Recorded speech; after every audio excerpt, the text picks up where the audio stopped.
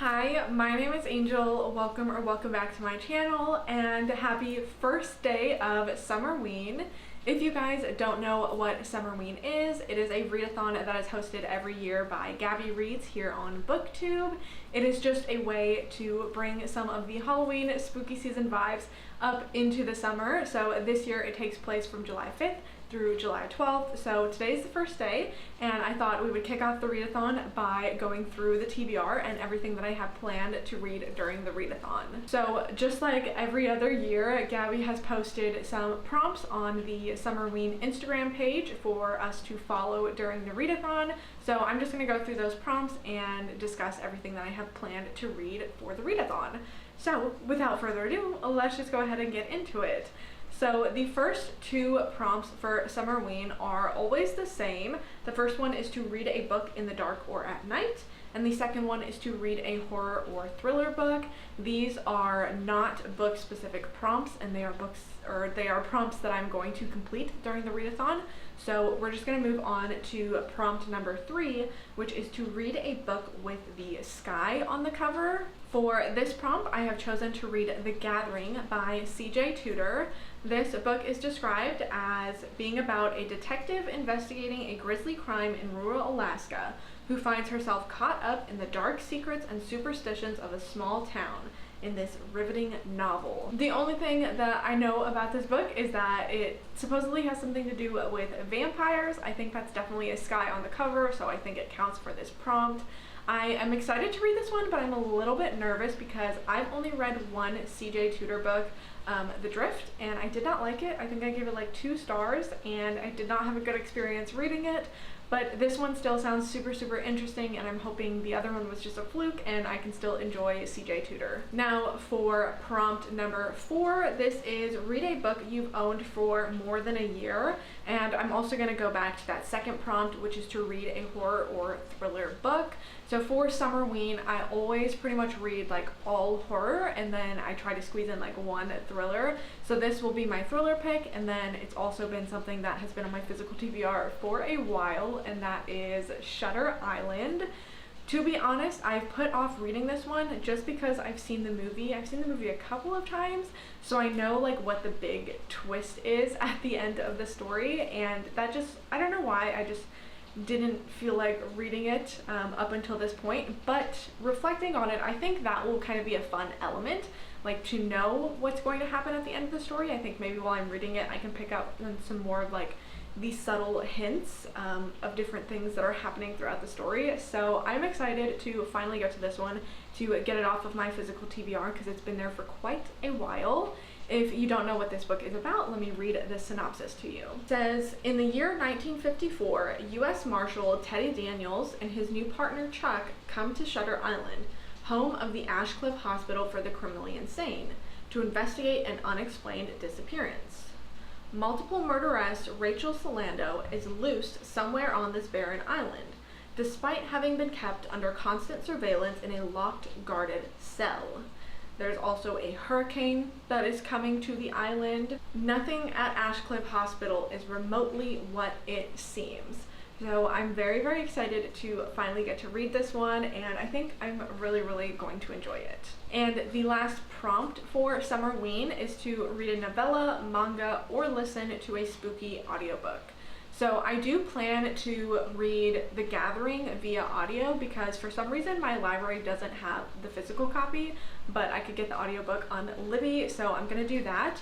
But I also wanted to use it as an opportunity to squeeze in a novella. So the novella that I've chosen to read during Summerween is Coup de Grace.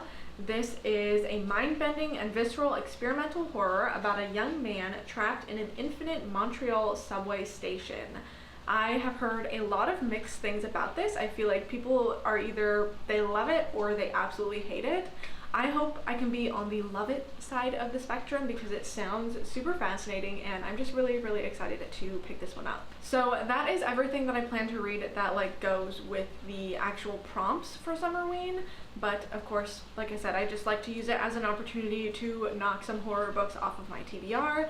So I was scrolling through Goodreads, seeing what was really speaking to me, and there were a few titles that stood out, and they all had something in common. Also The Gathering as well, and that is a lot of the books that I wanted to read were vampire novels. So I'm happy to say that for Summerween, I am going to try to do a vampire reading vlog, which I'm very, very excited for. It's been a long time coming. So some other books that I'm planning to read during the readathon. The first one is The Madness by Dawn Kurtagich.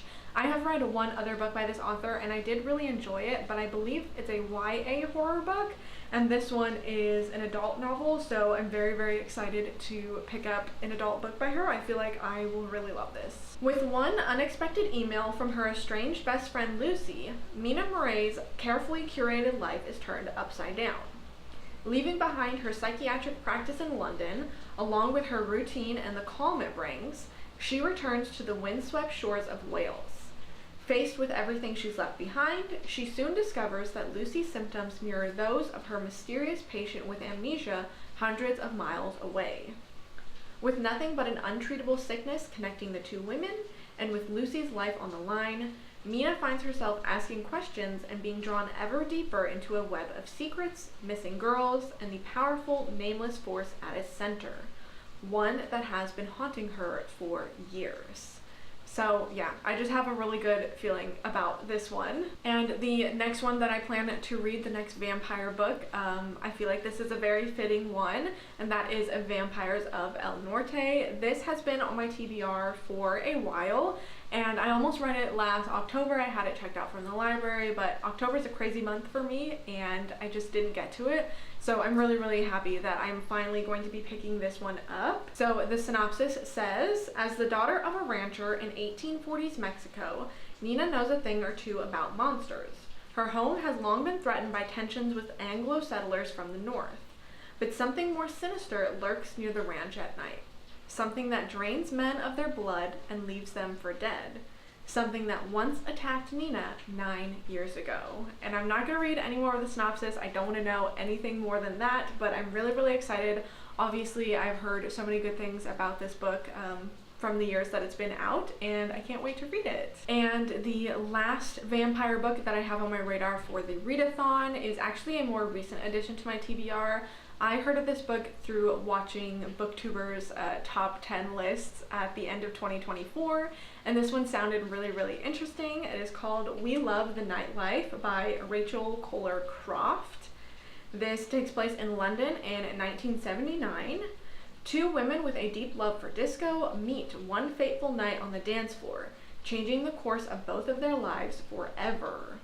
It says, locked in a toxic female friendship, two vampires careen towards catastrophe in this dark and dazzling page turner. So it's in the 70s, and it's like disco and vampires, and it's two women, and the cover's giving me a little bit of gay vibes. I don't know if there's going to be a little bit of a romantic side to their toxic friendship, but it just sounds really, really good. I'm so excited to pick this one up. Hopefully that one goes well for me.